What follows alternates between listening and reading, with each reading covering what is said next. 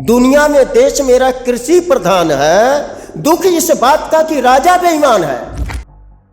ये कौमी इंसाफ मोर्चा की जो ये लड़ाई लड़ी जा रही है, ये जायज लड़ाई लड़ी जा रही है, इसका हम समर्थन करते हैं। और जालिम जुर्म ढाने वाला वो भाई नहीं होता है, वो कलम का कचाई होता है। हम हिंदू नहीं है, और हिंदू को जिनको लगता है कि उससे हमारा लाभ हो, हिंदू बने रहे, उस पर मुझे नो कमेंट है।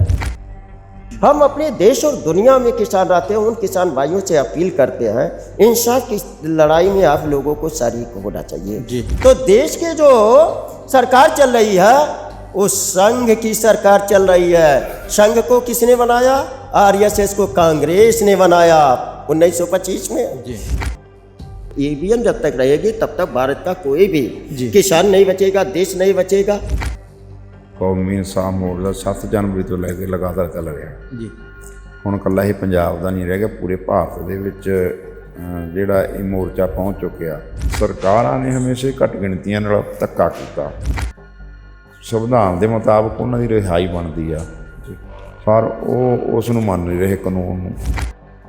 ਜੇ ਇੱਥੇ ਮੋਰਚੇ ਦੇ ਆਗੂ ਨੇ ਜਿਹੜੇ ਜਾਂ ਮੋਰਚੇ ਦੇ ਵਿੱਚ ਆਉਂਦੇ ਨੇ, ਉਹਨਾਂ ਦੇ ਘਰਾਂ ਦੇ ਵਿੱਚ ਜਾ ਕੇ ਛਾਪੇ ਮਾਰਦੀ ਆ। ਤੁਸੀਂ ਸਾਨੂੰ ਬੰਦੀ ਹੋਰ ਬਣਾਉਣ ਨੂੰ ਫਿਰਦੇ ਹੋ, ਜਿਹੜੇ ਪਹਿਲਾਂ ਵਾਲੇ ਸਾਡੇ ਬੰਦੀ ਨੇ ਉਹ ਛੱਡ ਨਹੀਂ ਰਹੇ ਤੁਸੀਂ। ਕੇਜਰੀਵਾਲ ਵੀ ਖੜਾ ਬੋਲੀ ਜਾਂਦਾ ਸਾਰਾ ਇਕੱਠ ਦੇ ਵਿੱਚ ਵੀ ਜਿਹੜਾ ਬੇਅਦਬੀ ਦਾ ਮਾਮਲਾ ਇਹ 24 ਘੰਟਿਆਂ ਦੇ ਵਿੱਚ ਅਸੀਂ ਨਿਬੇੜ ਦਾਂਗੇ, ਤੇ ਉਹ ਪਤਾ ਨਹੀਂ 24 ਘੰਟੇ ਕਦੋਂ ਆਉਣਗੇ, ਉਹਦੀ ਸਮਝ ਨਹੀਂ ਆ ਰਹੀ। ਚਲੋ ਕੋਈ ਨਹੀਂ, ਜਦੋਂ ਸੰਘਰਸ਼ ਚੱਲਦਾ ਨਾ ਉਦੋਂ ਪਰਚੇ ਵੀ ਪੈਂਦੇ ਹੁੰਦੇ ਨੇ, ਉਦੋਂ ਸ਼ਹਾਦਤਾਂ ਵੀ ਹੁੰਦੀਆਂ ਨੇ, ਉਦੋਂ ਸਾਰਾ ਕੁਝ ਲਾਠੀ ਚਾਰਜ ਸਭ ਕੁਝ ਹੁੰਦਾ। ਹਾਂਜੀ, ਵਾਹਿਗੁਰੂ ਜੀ ਕਾ ਖਾਲਸਾ, ਵਾਹਿਗੁਰੂ ਜੀ ਕੀ ਫਤਿਹ। ਤੁਸੀਂ ਜੁੜੇ ਹੋ ਕੌਮੀ ਇਨਸਾਫ ਮੋਰਚੇ ਨਾਲ, ਤੇ ਅੱਜ ਅਸੀਂ ਇੱਥੇ ਸਾਡੇ ਨਾਲ ਵੀਰ ਜੋ ਪੰਜਾਬ ਤੋਂ ਬਾਹਰੋਂ ਆਏ ਨੇ ਔਰ ਰਾਸ਼ਟਰੀ ਕਿਸਾਨ ਮੋਰਚੇ ਦੇ ਆਗੂ ਨੇ ਪੂਰੇ ਆਲ ਇੰਡੀਆ ਦੇ, ਔਰ ਇਹਨਾਂ ਦੇ ਨਾਲ ਹਜ਼ਾਰਾਂ ਨਹੀਂ ਲੱਖਾਂ ਸਮਰਥਕ ਜੁੜੇ ਹੋਏ ਨੇ। ਇਹਨਾਂ ਬਾਰੇ ਤੁਹਾਨੂੰ ਦੱਸ ਦਈਏ ਕਿ ਦਿੱਲੀ ਕਿਸਾਨ ਮੋਰਚੇ ਵਿੱਚ ਇਹਨਾਂ ਨੇ ਆਪਣਾ ਪੂਰਾ ਜਿਹੜਾ ਸਮਰਥਨ ਦਿੱਤਾ, ਔਰ ਪੂਰੇ ਭਾਰਤ ਵਿੱਚੋਂ ਇਕੱਠੇ ਕਰਕੇ ਇਹਨਾਂ ਨੇ ਵੀਰ ਉੱਥੇ ਲੈ ਕੇ ਆਉਂਦੇ ਅੱਜ ਇੱਥੇ ਵੀ ਪਹੁੰਚੇ ਨੇ। ਔਰ ਇਹਨਾਂ ਨੇ ਇਹ ਗੱਲ ਕਹੀ ਹੈ ਕਿ ਜੇਕਰ ਬੰਦੀ ਸਿੰਘਾਂ ਦੀ ਰਿਹਾਈ ਨਹੀਂ ਹੁੰਦੀ ਤੇ ਅਸੀਂ ਲੱਖਾਂ ਦੀ ਗਿਣਤੀ ਵਿੱਚ ਇੱਥੇ ਪਹੁੰਚਾਂਗੇ। ਔਰ ਜਿੱਥੇ ਜਥੇਦਾਰ ਬਾਬਾ ਰਾਜਾ ਰਾਜ ਸਿੰਘ ਜੀ ਬੈਠੇ ਨੇ, ਉਹਨਾਂ ਨੂੰ ਇਹ ਬਹੁਤ ਮੰਨਦੇ ਨੇ, ਉਹਨਾਂ ਦੇ ਨਾਲ ਅਸੀਂ ਇੱਥੇ ਬੈਠੇ ਹੋਏ ਹਾਂ। ਔਰ ਜਿਹੜੇ ਸ਼੍ਰੀ ਰਾਮ ਵਰਮਾ ਜੀ ਨੇ, ਉਹਨਾਂ ਨਾਲ ਗੱਲਬਾਤ ਕਰਦੇ ਹਾਂ। ਸਭ ਤੋਂ ਪਹਿਲਾਂ ਫਤਿਹ ਅਰਜ਼ ਕਰਦੇ ਹਾਂ। ਵਾਹਿਗੁਰੂ ਜੀ ਕਾ ਖਾਲਸਾ, ਵਾਹਿਗੁਰੂ ਜੀ ਕੀ ਫਤਿਹ। ਵਾਹਿਗੁਰੂ ਜੀ ਕੀ ਫਤਿਹ। ਕੀ ਕਹਿਣਾ ਚਾਹੁੰਦੇ ਹੋ? इंसाफ, ये कौमी इंसाफ मोर्चा की जो ये लड़ाई लड़ी जा रही है, ये जायज लड़ाई लड़ी जा रही है, इसका हम समर्थन करते हैं। इंसान को इंसाफ चाहिए। गुरु नानक जी ने जो गुरु गोविंद सिंह ने, महाराजा रणजीत सिंह ने, जितने भी हमारे गौतम बुद्धा ने, किसान कुलभूषण छत्रपति शिवाजी महाराज, फुले शाहू, अम्बेडकर, मनोहर काशीराम साहब भी आपके पंजाब की धरती के थे। इन्होंने इंसाफ की लड़ाई लड़ी है जी। और इंसाफ की लड़ाई लड़ने वाले हर मजलूमों के साथ हम हैं। मजलूम भाई भाई होता है, और जालिम जुर्म ढाने वाला वो भाई नहीं होता है, वो कलम का कचाई होता है। तो ये कलम के कचाइयों का जुर्म है, ये सारे लोगों के ऊपर देश में ढाया जा रहा है। चाहे वो एससी शेड्यूल कास्ट अनुसूचित जाति हो, एसटी है, शेड्यूल ट्राइब है, जो आदिवासी जिसे कहा जाता है, उनके ऊपर जुर्म ढाया जा रहा है। जो अदर बैकवर्ड क्लासेज है, अन्य पिछड़ी जाति, उसके ऊपर भी डाला। और इनसे कन्वर्टेड है, जो इनसे धर्म परिवर्तित किया, जो हिंदू धर्म की पीड़ा को नहीं सह पाया, गैर बराबरी, भेदभाव, नफरत, छुआछूत, अस्पृश्यता को नहीं बर्दाश्त कर पाया, उन्होंने धर्म बदल करके इंसानियत का पैगाम दिया। तो ऐसे जैनिस्ट, बौद्धिस्ट, सिख, ईसाई, लिंगायत और मुसलमान भाई सारे के सारे आज की पीड़ित है। यहाँ तक कि एंटी डीएनटी विजंटी, जो घुमंतु जाति है, विमुक्तु जाति है, और जिनका गिनती नहीं है, सारे लोग देश में पीड़ित है। किसान प्रधान देश था, कृषि प्रधान देश था, लेकिन आज जालिमों ने जाति प्रधान देश बना दिया है। तो ये क्षेत्रवाद, जातिवाद से हम ऊपर उठ करके, हम हिंदू नहीं हैं, हम हिंदू नहीं है, और हिंदू को जिनको लगता है कि उससे हमारा लाभ हो, हिंदू बने रहे, उस पर मुझे नो कमेंट है। मगर हम हिंदू नहीं है, बाबा साहब के संविधान को मानते हैं, और संविधान में ये प्रावधान है कि जितनी सजा जिसको दी गई है संवैधानिक तौर तरीके से, डिस्ट्रिक्ट कोर्ट से, हाई कोर्ट से, सुप्रीम कोर्ट से, उस दिए हुए सजा के बाद 1 घंटा 1 दिन रखने का किसी के पास अधिकार नहीं है। अगर ये सुप्रीम कोर्ट, हाई कोर्ट इसका उल्लंघन करने वाला देशद्रोही है, वो सजा का पात्र हो गया है। तो ये जो हमारे सिख बंदी हैं जो सजा पूरी कर लिए हैं, उनको सरकार गलत फहमी में बंद करके शक बस बंद किया है कि ये आगे आएंगे तो इंसाफ की लड़ाई लड़ेंगे, और वो गैर इंसाफ चाहने के चाहते उनका खटिया खड़ा हो जाएगा। मुझे लगता है कि सरकार डर गई है इन सच्चे बंदों से। सच्चे बंदों से सबको डर लगता है। तो ये सच्चे बंदे के रिहाई के लिए जो ये हमारी गुरु गोविंद सिंह की लाडली फौजें जितनी भी है, तमाम इसमें ये तरना दल है, बुढ़ा दल है, तमाम दल है भाई, अरबा खरबा के आप हैं, तो सारे लोग यहाँ है। और हम किसान परिवार से, किसान में जाति नहीं होता, किसान में कुछ नहीं होता। हम अपने देश और दुनिया में किसान रहते हैं। उन किसान भाइयों से अपील करते हैं, इंसाफ की लड़ाई में आप लोगों को शरीक होना चाहिए, हो करके बचा लो। अगर आप आज इनकी मदद नहीं करोगे और ये आपकी कैसे मदद करेंगे, तो हमें पहले पहल करना होगा। इस पहल के तहत हम आए हैं। दुनिया में देश मेरा कृषि प्रधान है, दुख इस बात का कि राजा बेईमान है। हमारी लड़ाई राजा से है, जो बेईमान राजा है, राजा से नहीं बल्कि बेईमान राजा से है। तो देश के जो सरकार चल रही है, वो संघ की सरकार चल रही है। संघ को किसने बनाया? आरएसएस को कांग्रेस ने बनाया 1925 में। तो ये पृष्ठभूमि में देखा जाए तो ये सिखों के साथ अब कथित आजाद भारत हुआ 15 अगस्त 1947 को। पाकिस्तान भारत का बंटवारा करने वाले गांधी और नेहरू के वजह से एक बड़ा कत्लेआम सिखों का हुआ था 1947 के जस्ट बाद। और ये 1984 में कांग्रेस, जिसका जगदीश टाइटलर था बंदा, उसने बहुत बड़ा अपराध किया है। आज कांग्रेस उसके पक्ष में खड़ी है। अभी जो भाजपा आरएसएस के संघ के गुंडे आतंक मचाए हुए हैं, अभी परसों का ताजा घटना आपके हरियाणा में, राजस्थान के जुबैद और नासिर 2 बंदे थे मुसलमान को, उनको बजरंग दल और विश्व हिंदू परिषद रक्षा दल वालों ने पकड़ करके इतनी पिटाई किया बेरहमी से कि कहा नहीं जा सकता है। और उन्हें बोलेरो में जिंदा हरियाणा में जला दिए, जिंदा दोनों लोगों को खबरें आ रही है, आप लोगों को मालूम हो गया होगा।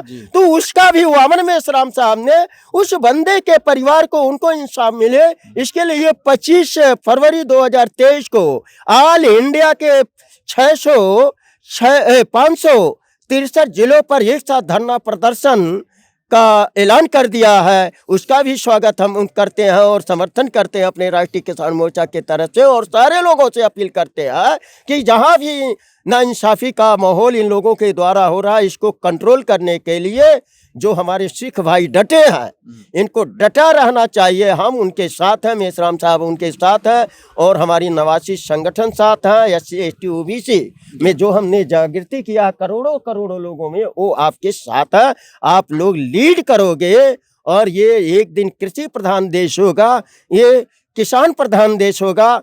भारत हमारे गुरु नानक का भारत होगा, संत रविदास जी का भारत होगा, तुकाराम का भारत होगा, संत कबीर का भारत होगा। और ये हमारा डॉक्टर बाबा साहब अम्बेडकर ने जो संविधान दिया है, उसके अनुसार भारत चलेगा। जो कमियां खामियां अगर हैं कहीं से, तो उसको संशोधन करने का अधिकार मेंबर ऑफ पार्लियामेंट को है।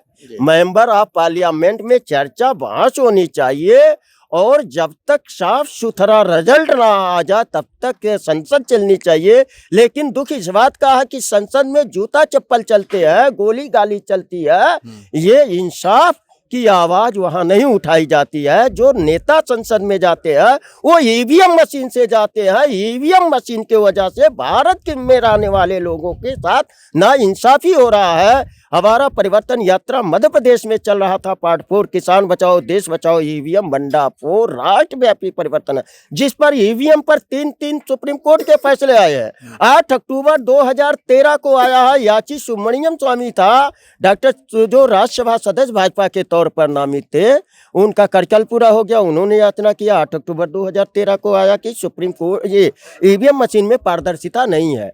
निष्पक्ष चुनाव कराने का गुण नहीं है। दूसरा सुप्रीम कोर्ट का फैसला आया 24 अप्रैल 2017 को, याचित वन्नी शेरे दिल वामन मेश्राम साहब, यानी जो 8 अक्टूबर 2013 का फैसला सुप्रीम कोर्ट का आया था 32 पैरे का, वो 2014 में वीवी पैट जोड़ करके चुनाव होने का मामला था। लेकिन ये चुनाव आयोग और सुप्रीम कोर्ट ने ऐसा नहीं किया, मुकर गए, दोनों लोग नहीं करवाए।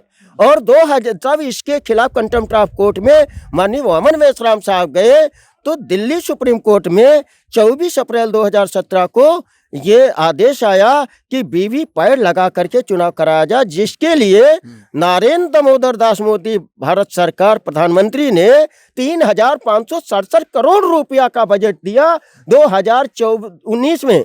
जब वीवी पैट लगने के पहले ये 21 दलों को लेकर एक मनु अभिषेक संघवी नाम का कांग्रेसी टॉप लीडर वकील है, राजस्थान बीकानेर का है, उसने 21 दलों को लेकर जा करके एक रिट याचना फिर तीसरी सुप्रीम कोर्ट में किया, जिसका फैसला फरवरी 2019 में आया। जी, आप इधर भी आए हो, यहाँ पर कितने लोग आपके साथ आए हैं? हमारे लोग तो अभी परसों हुजूम आया था, 50-60 लोग आए थे यहाँ के पंजाब के लोग जो पदेन है, करीब 10-15 संगठन झंडा बैनर के साथ आए थे। और अभी पूरे देश से कोने कोने से आएंगे तमाम 89 संगठन। आगे की क्या रणनीति है? आगे की रणनीति यही है कि हम पूरा दिमाग और सत्साहस पुरुषार्थ के साथ लीड के लिए इनके साथ खड़े रहेंगे हमेशा हमेशा के लिए जी। और जब तक लीड नहीं होगा तब तक। अभी आगे की रणनीति हमारी ये है, मेश्राम साहब के अनुसार बोल रहा हूँ कि वो भी आने का वादा, ये मनी राजा राज सिंह जत्थेदार तन्ना दल अरबा खरबा, और जो ये सूत्र पात्र हैं इस आंदोलन के बापू गुरु चरण जी, उनसे भी बात हुई है। अभी श्रीमनजीत मान अकाली दल आए हैं, उनसे बात हुई, उन्होंने रिक्वेस्ट किया है। अभी तमाम लोगों ने मेश्राम साहब से रिक्वेस्ट किया है, वो आएंगे और हमें लगता है कि वो सही डिसीजन लेते हैं। थोड़ा पूर्व अनुमान मैं बता सकता हूँ कि हमारा संगठन 573 जिले से 61 जिलों में चल रहा है, 31 राज्यों में। मुझे लगता है कि कुछ मौका मेरे द्वारा दिया गया सरकार को कि ये कुछ समय में जल्दी ये रिहाई का काम कर दे, और जो 3 अन्य मुद्दे हैं बेअदबी का, जो बेअदबी किसी भी ग्रंथ का किसी भी धर्म के साथ खिलवाड़ नहीं होना चाहिए। जो लोगों ने बेअदबी किया है गुरु ग्रंथ साहिब का, उनको सजा मिलनी चाहिए, उसका निष्पक्ष जांच हो, सजा हो, कोई गलत व्यक्ति सजा ना झेले, ये होना चाहिए और सजा मिलनी चाहिए। और जो ये सजा पूरी कर चुके हैं इनकी रिहाई होना चाहिए। जो इनके 4 मुद्दे हैं, इन 4 मुद्दों का हम समर्थन करने अपनी तरफ से राष्ट्रीय किसान मोर्चा के तरफ से और वामन मेश्राम साहब के तरफ से भी हम आए हैं, और मुझे उम्मीद है वामन मेश्राम साहब भी आएंगे। जैसा इन लोगों से वार्ता हो गई है, वो अभी ईवीएम पार्ट 2 महाराष्ट्र में चला रहे हैं। ईवीएम जब तक रहेगी तब तक भारत का कोई भी किसान नहीं बचेगा, देश नहीं बचेगा।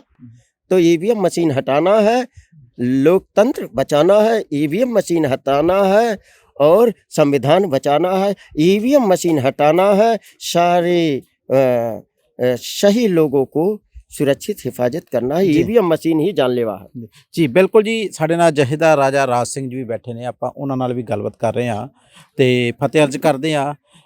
वाहिगुरू जी का खालसा, वाहिगुरू जी की फतेह। जथेदार ਸਾਹਿਬ ਤੁਹਾਡੇ ਨਾਲ ਜਿੱਦਾਂ ਇਹ ਰਾਸ਼ਟਰੀ ਕਿਸਾਨ ਮੋਰਚੇ ਦੇ ਆਗੂ ਆਏ ਆ, ਇੱਥੇ ਆਪਾਂ ਗੱਲਬਾਤ ਕਰ ਰਹੇ ਸੀ ਇਹਨਾਂ ਦੇ ਨਾਲ, ਤੇ ਕੀ ਕਹਿਣਾ ਚਾਹੁੰਦੇ ਹੋ? ਵਾਹਿਗੁਰੂ ਜੀ ਕਾ ਖਾਲਸਾ, ਵਾਹਿਗੁਰੂ ਜੀ ਕੀ ਫਤਿਹ। ਦੇਖੋ, ਇਹ ਕੌਮੀ ਇਨਸਾਫ ਮੋਰਚਾ 7 ਜਨਵਰੀ ਤੋਂ ਲੈ ਕੇ ਲਗਾਤਾਰ ਚੱਲ ਰਿਹਾ ਜੀ। ਹੁਣ ਇਕੱਲਾ ਇਹ ਪੰਜਾਬ ਦਾ ਨਹੀਂ ਰਹਿ ਗਿਆ, ਪੂਰੇ ਭਾਰਤ ਦੇ ਵਿੱਚ ਜਿਹੜਾ ਇਹ ਮੋਰਚਾ ਪਹੁੰਚ ਚੁੱਕਿਆ। 2 ਦਿਨਾਂ ਤੋਂ ਸਾਡੇ ਕੋਲੇ ਰਾਸ਼ਟਰੀ ਕਿਸਾਨ ਮੋਰਚਾ ਦੇ ਆਲ ਇੰਡੀਆ ਪ੍ਰਧਾਨ ਰਾਮ ਸੁਰੇਸ਼ ਵਰਮਾ ਜੀ ਆਏ ਹੋਏ ਨੇ, ਜਿਹੜੇ ਪੂਰੇ ਭਾਰਤ ਦੇ ਵਿੱਚ ਆਪਣੇ ਸੰਗਠਨ ਨੂੰ ਚਲਾ ਰਹੇ ਨੇ। ਵਾਮਨ ਮੇਸ਼ਰਾਮ ਜੀ ਵਾਮ ਸਿੱਖ ਦੇ ਜਿਹੜੇ ਮੁਖੀ ਨੇ, ਉਹਨਾਂ ਨਾਲ ਰਹਿੰਦੇ ਨੇ ਇਹ। ਇਹਨਾਂ ਦੀ ਉੱਧਰ EVM ਜਿਹੜੀ ਆ, ਜਿਹਦੇ ਨਾਲ ਹੇਰਾ ਫੇਰੀ ਹੁੰਦੀ ਆ ਵੋਟਾਂ ਨੂੰ ਬੰਦ ਕਰਾਉਣ ਵਾਸਤੇ, ਇੱਕ ਮੁਹਿੰਮ ਤੋਰੀ ਹੋਈ ਆ ਮਹਾਰਾਸ਼ਟਰ ਤੋਂ। ਵਾਮਨ ਮੇਸ਼ਰਾਮ ਉੱਥੇ ਨੇ, ਤੇ ਉਹਨਾਂ ਨੇ ਵੀ ਟੈਲੀਫੋਨ 'ਤੇ ਦੱਸਿਆ ਅਸੀਂ ਜ਼ਰੂਰ ਆਵਾਂਗੇ, ਛੇਤੀ ਉਹ ਇਸ ਮੋਰਚੇ ਦੇ ਵਿੱਚ ਆਉਣਗੇ ਆਪਣੇ ਜਿਹੜੇ ਸੰਗਠਨ ਦੇ ਨਾਲ ਆਪਣੇ ਸਾਥੀਆਂ ਨਾਲ ਬਾਬਾ ਵਿਸ਼ਰਾਮ ਜੀ 79 ਜਿਹੜੀਆਂ ਜਥੇਬੰਦੀਆਂ ਨੇ ਜੀ ਭਾਰਤ ਦੀਆਂ ਉਹਨਾਂ ਦਾ ਨੁਮਾਇੰਦਗੀ ਕਰਦੇ ਨੇ ਸਾਰੇ। ਉਹਦੇ ਵਿੱਚ ਸਿੱਖ ਵੀ ਨੇ, ਮੁਸਲਮਾਨ ਵੀ ਨੇ, ਬੋਧੀ, ਜੈਨੀ, ਸਾਰੇ ਆ ਗਏ ST OBC ਸਾਰੇ ਉਹਦੇ ਵਿੱਚ ਲਿੰਗਾਇਤ ਸਾਰੇ ਧਰਮਾਂ ਦੇ ਲੋਕ ਆਉਂਦੇ ਨੇ ਜੀ। ਉਹਨਾਂ ਦੀ ਨੁਮਾਇੰਦਗੀ। ਦੇਖੋ ਇਹ ਜਿਹੜੀ ਗੱਲ ਆ, ਸਰਕਾਰਾਂ ਨੇ ਹਮੇਸ਼ਾ ਘੱਟ ਗਿਣਤੀਆਂ ਨਾਲ ਧੱਕਾ ਕੀਤਾ ਜੀ, ਚਾਹੇ ਉਹ ਸਿੱਖ ਨੇ, ਚਾਹੇ ਮੁਸਲਮਾਨ ਨੇ, ਚਾਹੇ ਜੈਨੀ ਨੇ, ਬੋਧੀ ਨੇ, ਜੋ ਵੀ ਹੈ ਹਮੇਸ਼ਾ ਘੱਟ ਗਿਣਤੀਆਂ ਨਾਲ ਧੱਕਾ ਹੋਇਆ। ਅੱਜ ਵੀ ਜਿਹੜੀਆਂ ਘੱਟ ਗਿਣਤੀਆਂ ਨਾਲ ਧੱਕਾ ਹੋ ਰਿਹਾ, ਤਾਂ ਹੀ ਸਾਡੇ ਜਿਹੜੇ ਸਿੱਖ ਕੈਦੀ ਨੇ, ਸਿੰਘ ਨੇ, ਬੰਦੀ ਸਿੰਘ, ਉਹਨਾਂ ਦੀ ਰਿਹਾਈ ਨਹੀਂ ਨਾ ਕਰ ਰਹੇ ਜੀ, ਤੇ ਸੰਵਿਧਾਨ ਦੇ ਮੁਤਾਬਕ ਉਹਨਾਂ ਦੀ ਰਿਹਾਈ ਬਣਦੀ ਆ ਜੀ, ਪਰ ਉਹ ਉਸ ਨੂੰ ਮੰਨ ਨਹੀਂ ਰਹੇ, ਕਾਨੂੰਨ ਨੂੰ ਧੱਕਾ। ਹੁਣ ਇਹ ਗੱਲ ਜਿਹੜੀ ਹੈ, ਜਿਹੜੀ ਭਾਰਤ ਦੇ ਲੋਕ ਨੇ, ਘੱਟ ਗਿਣਤੀਆਂ ਨੇ, ਉਹ ਹੁਣ ਇੱਕ ਪਲੇਟਫਾਰਮ 'ਤੇ ਇਕੱਠੀਆਂ ਹੋ ਰਹੀਆਂ ਨੇ ਜੀ, ਇਸ ਮੋਰਚੇ ਦੇ ਵਿੱਚ ਆ ਰਹੀਆਂ ਨੇ। ਜੀ, ਜੀ, ਜੇ ਘੱਟ ਗਿਣਤੀ ਕੱਲੀ ਲੜੂਗੀ, RSS BJP ਦਾ ਸੰਗਠਨ ਵੱਡਾ, ਸਰਕਾਰ ਉਹਨਾਂ ਕੋਲ ਤਾਕਤ ਆ, ਤੇ ਉਹ ਕੱਲੇ ਨੂੰ ਖਤਮ ਕਰ ਦੇਣਗੇ।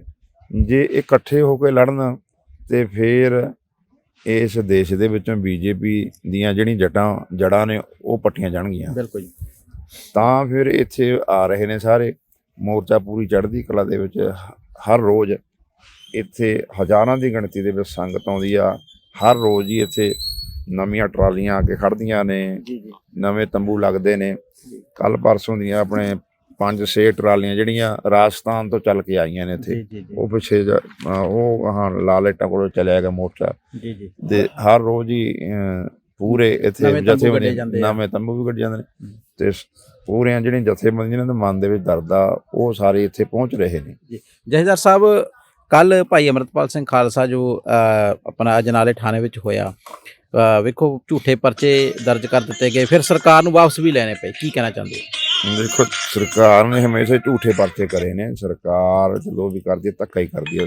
ਜੀ ਜੀ, ਝੂਠੇ ਪਰਚੇ ਨੇ, ਤੇ ਫਿਰ ਹੁਣ ਕੱਲ ਕਿਵੇਂ ਮੰਨ ਗਏ? ਇਹ ਲੋਕ ਅਦਾਲਤ ਜਦੋਂ ਇਕੱਠੇ ਹੋ ਜਾਣ, ਲੋਕਾਂ ਦੇ ਵਿੱਚ ਜਦੋਂ ਮੈਸੇਜ ਆਉਂਦਾ, ਜਦੋਂ ਲੋਕ ਇਕੱਠੇ ਹੋਣ, ਤਾਕਤ ਆ ਲੋਕ ਕਿਸੇ ਵੀ ਰਾਜ ਦੀ। ਇਹਨਾਂ ਨੇ ਵੋਟਾਂ ਵੀ ਪਾਉਣੀ, ਜਦੋਂ ਵੋਟ ਅਧਿਕਾਰ ਹੈ ਇਹਨਾਂ ਨੂੰ। ਜੀ ਜੀ, ਤੇ ਹੁਣ ਜੇ ਨਿਰਾਪੁਰਾ ਪੁਲਿਸ ਧੱਕਾ ਕਰੀ ਜਾਵੇ, ਫਿਰ ਜੇ ਜਿਹੜਾ ਕੱਲ ਹੱਲਾ ਹੋਇਆ, ਜੇ ਹੋਣੇ ਚਾਹੀਦੇ ਨੇ ਜਾ ਕੇ। ਦੇਖੋ, ਅੱਜ ਪੁਲਿਸ ਜਿਹੜੀ ਆ ਨੌਜਵਾਨਾਂ ਧੱਕਾ ਪਹਿਲਾਂ ਤੋਂ ਹੀ ਕਰਦੀ ਆਈ ਆ। ਜੇ ਇੱਥੇ ਮੋਰਚੇ ਦੇ ਆਗੂ ਨੇ ਜਿਹੜੇ, ਜਾਂ ਮੋਰਚੇ ਦੇ ਵਿੱਚ ਆਉਂਦੇ ਨੇ, ਉਹਨਾਂ ਦੇ ਘਰਾਂ ਦੇ ਵਿੱਚ ਜਾ ਕੇ ਛਾਪੇ ਮਾਰਦੀ ਆ। ਦੱਸੋ ਕੀ ਇਹਨਾਂ ਨੂੰ ਪ੍ਰੋਬਲਮ ਆ? ਤੁਸੀਂ ਸਾਨੂੰ ਬੰਦੀ ਹੋਰ ਬਣਾਉਣ ਨੂੰ ਫਿਰਦੇ ਹੋ। ਜਿਹੜੇ ਪਹਿਲਾਂ ਵਾਲੇ ਸਾਡੇ ਬੰਦੀ ਨੇ ਉਹ ਛੱਡ ਨਹੀਂ ਰਹੇ ਤੁਸੀਂ। ਦੇਖੋ, ਲੋਕਤੰਤਰ ਦਾ ਇਹ ਇਲਾਜ ਆ, ਲੋਕਤੰਤਰ ਦਾ ਚੱਲਦਾ। ਜੇ ਮੂਹਰੇ ਇਲੈਕਸ਼ਨ ਆ ਰਹੀ ਆ, ਜਿਹੜੇ ਅਫਸਰ ਉੱਚੇ ਅਹੁਦਿਆਂ 'ਤੇ ਬਹਿ ਕੇ, ਚਾਹੇ ਮੁੱਖ ਮੰਤਰੀ ਹੋਵੇ, ਚਾਹੇ ਪ੍ਰਧਾਨ ਮੰਤਰੀ ਹੋਵੇ, ਚਾਹੇ DC ਹੋਵੇ, ਚਾਹੇ DGP ਹੋਵੇ, ਜਿਹੜੇ ਗਲਤ ਦੁਰਵਰਤੋਂ ਕਰਦੇ ਨੇ, ਉਹਨਾਂ ਦਾ ਇਲਾਜ ਫਿਰ ਇਹ ਲੋਕ ਵੋਟਾਂ ਦੁਆਰਾ ਕਰਦੇ ਨੇ, ਸੜਕਾਂ 'ਤੇ ਤੋੜ ਦਿੰਦੇ ਨੇ। ਅੱਜ ਉਹ ਗੱਦੀਆਂ ਦੇ ਉੱਤੇ ਬੈਠੇ ਨੇ, ਫਿਰ ਇਹ ਵੋਟ ਦੁਆਰਾ ਲੋਕ ਫਿਰ ਇਹਨੂੰ ਸੜਕਾਂ 'ਤੇ ਤੋੜ ਦਿੰਦੇ ਨੇ। ਜਿਵੇਂ ਬਾਦਲ ਕੇ ਤੋਰੇ, ਕੈਪਟਨ ਤੋੜਤਾ, ਕਾਂਗਰਸ ਤੋੜਤੀ, ਤੇ ਹੁਣ ਇਹਨਾਂ ਦੀ ਵਾਰੀ ਆਜੂ ਜਿਹੜੇ ਉੱਤੇ ਬੈਠੇ ਨੇ। ਦੇਖੋ, ਮੈਂ ਸਾਰਿਆਂ ਨੂੰ ਅਪੀਲ ਕਰਨਾ ਚਾਹੁੰਦਾ, ਛੋਟੇ ਪਿੰਡ ਦੇ ਸਰਪੰਚ ਤੋਂ ਲੈ ਕੇ DC, ਥਾਣੇਦਾਰ, ਤੇ ਜਿਹੜੇ MLA ਨੇ, ਮੰਤਰੀ ਨੇ, ਮੁੱਖ ਮੰਤਰੀ ਨੇ, ਪ੍ਰਧਾਨ ਮੰਤਰੀ ਨੇ, ਦੇਖੋ ਆਹ ਤੁਹਾਨੂੰ ਲੋਕਾਂ ਨੇ ਵੋਟਾਂ ਪਾ ਕੇ ਬਣਾਇਆ। ਜੀ ਬਿਲਕੁਲ। ਹਰੇਕ ਨੂੰ ਇਮਾਨਦਾਰੀ ਦੇ ਨਾਲ ਕੰਮ ਕਰਨਾ ਚਾਹੀਦਾ। ਜਿੰਨੇ ਵੀ ਨੇ ਸਾਡੇ ਕੰਮ ਰੁਕੇ ਹੋਏ ਨੇ, ਉਹ ਇਮਾਨਦਾਰੀ ਨਾਲ ਕਰੋ, ਤੇ ਇਹ ਲੋਕ ਤੁਹਾਨੂੰ ਫੇਰ ਲੈ ਆਉਣਗੇ। ਜੇ ਤੁਸੀਂ ਗੱਦੀ ਦੇ ਉੱਤੇ ਬੈਠਣ ਸਾਰ, ਕੁਰਸੀ 'ਤੇ ਬੈਠਣ ਸਾਰ, ਜਿਹੜੇ ਵੱਡੇ ਉਦੋਂ ਲੋਕਾਂ ਨੂੰ ਲਾਲਚ ਦਿੰਦੇ ਹੋ ਜਾਂ ਵਾਅਦੇ ਕਰਦੇ ਹੋ ਤੁਸੀਂ ਵੀ ਅਸੀਂ ਐਂ ਕਰ ਦਾਂਗੇ, ਐਂ ਕਰ, ਜਦੋਂ ਕੁਰਸੀ ਤੁਹਾਡੇ ਕੋਲ ਆ ਜਾਂਦੀ, ਉਹਦੇ ਤੁਸੀਂ ਬਦਲ ਜਾਂਦੇ ਹੋ। ਇਹ ਪੰਜਾਬ ਦਾ ਮੁੱਖ ਮੰਤਰੀ ਭਗਵੰਤ ਮਾਨ ਉਦੋਂ ਜਦੋਂ ਇੱਥੇ ਅੰਬ ਸਾਹਿਬ ਭਾਈ ਗੁਰਬਖਸ਼ ਸਿੰਘ ਨੇ ਬੰਦੀ ਸਿੰਘਾਂ ਦਾ ਰਿਹਾਈ ਦਾ ਮੋਰਚਾ ਲਾਇਆ ਸੀਗਾ, ਉਦੋਂ ਆ ਕੇ ਇੱਥੇ ਬੋਲਦਾ ਸੀ ਵੀ ਇਹ ਬੰਦੀ ਸਿੰਘ ਰਿਹਾ ਹੋਣੇ ਚਾਹੀਦੇ ਨੇ। ਸਰਕਾਰ ਬਣਨ ਤੋਂ ਪਹਿਲਾਂ ਇਹਨਾਂ ਨੇ ਕਿਹਾ, ਕੇਜਰੀਵਾਲ ਵੀ ਖੜਾ ਬੋਲੀ ਜਾਂਦਾ ਸਾਰਾ ਇਕੱਠ ਦੇ ਵਿੱਚ, ਵੀ ਜਿਹੜਾ ਬੇਅਦਬੀ ਦਾ ਮਾਮਲਾ ਇਹ 24 ਘੰਟਿਆਂ ਦੇ ਵਿੱਚ ਅਸੀਂ ਨਿਬੇੜ ਦਾਂਗੇ ਜੀ ਜੀ ਤੇ ਉਹ ਪਤਾ ਨਹੀਂ 24 ਘੰਟੇ ਕਦੋਂ ਆਉਣਗੇ ਉਹਦੀ ਸਮਝ ਨਹੀਂ ਆ ਰਹੀ।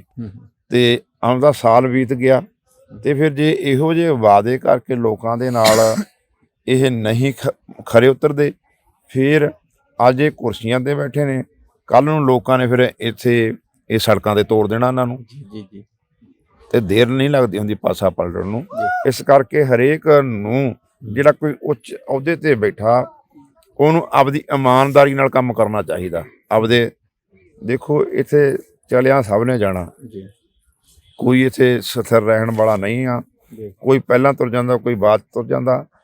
ਇੱਥੇ ਰੋਇਆ ਜਾਂਦਾ ਜਿਹੜਾ ਕੋਈ ਇਮਾਨਦਾਰ ਬੰਦਾ ਹੁੰਦਾ, ਜਿਹੜਾ ਚੰਗੇ ਕੰਮ ਕਰਕੇ ਜਾਂਦਾ ਉਹਨੂੰ ਲੋਕ ਰੋਂਦੇ ਨੇ, ਜਿਹੜਾ ਮਾੜਾ ਕੰਮ ਕਰਦਾ ਉਹਦਾ ਕਹਿੰਦੇ ਫਾਹਾ ਵੱਢੇਗਾ ਚੰਗਾ ਹੋਇਆ ਪਰੇ, ਉਹਨੂੰ ਕੋਈ ਯਾਦ ਨਹੀਂ ਕਰਦਾ। ਤੇ ਸਾਕਤ ਬੱਪਰਾ ਮਰ ਗਿਆ ਕੋਈ ਨਾ ਲਿਆ ਨਾ ਕੋਈ ਨਾਂ ਲੈ ਕੇ ਨਹੀਂ। ਜਿਹੜੇ ਚੰਗੇ ਨੇ ਕੋਈ ਚੰਗੀ ਧਰਮ ਵਾਸਤੇ ਜਾਂ ਹੋਰ ਆਪਣੇ ਸੰਸਾਰ ਵਾਸਤੇ ਕੰਮ ਕਰਦੇ ਨੇ ਤੇ ਉਹਨਾਂ ਦੀਆਂ ਫਿਰ ਯਾਦਾਂ ਵੀ ਬਣਾਈਆਂ ਜਾਂਦੀਆਂ ਨੇ। ਤੇ ਸਾਨੂੰ ਸਾਰਿਆਂ ਨੂੰ ਸੁਹਿਰਦ ਹੋ ਕੇ ਚੰਗੇ ਇਮਾਨਦਾਰੀ ਨਾਲ ਕੰਮ ਕਰਨੇ ਚਾਹੀਦੇ ਨੇ। ਤੇ ਸਰਕਾਰ ਨੂੰ ਇਹ ਅਪੀਲ ਆ ਜਿਹੜੇ ਸਾਡੇ ਬੰਦੀ ਸਿੰਘ ਨੇ ਉਹਨਾਂ ਨੂੰ ਛੱਡਿਆ ਜਾਵੇ ਤੁਰੰਤ। ਜਦੋਂ ਹੋਰ ਛੱਡ ਤੇ ਸਾਡੇ ਨਾਲ ਸਿੱਖਾਂ ਨਾਲ ਹੀ ਕਿਉਂ ਧੱਕਾ ਜੀ। ਤੇ ਬਿਲਕਿਸ ਬਾਨੋ ਦੇ ਜਿਹੜੇ ਕਾਤਲ ਸੀਗੇ ਉਹਨਾਂ ਦੇ ਪਰਿਵਾਰ ਦੇ ਤੇ ਰੇਪ ਦੇ ਉਹ ਸਾਰੇ 15 ਅਗਸਤ ਨੂੰ ਬਰੀ ਕਰਤੇ। ਰਾਜੀਵ ਗਾਂਧੀ ਦਾ ਜਿਹੜਾ ਕਾਤਲ ਸੀਗਾ ਉਹਨਾਂ ਨੇ ਮਤੇ ਪਾ ਕੇ ਉਹ ਲੈ ਗਏ। ਫਿਰ ਸਾਡੇ ਨਾਲ ਹੀ ਧੱਕਾ ਕਿਉਂ ਹੋ ਰਿਹਾ?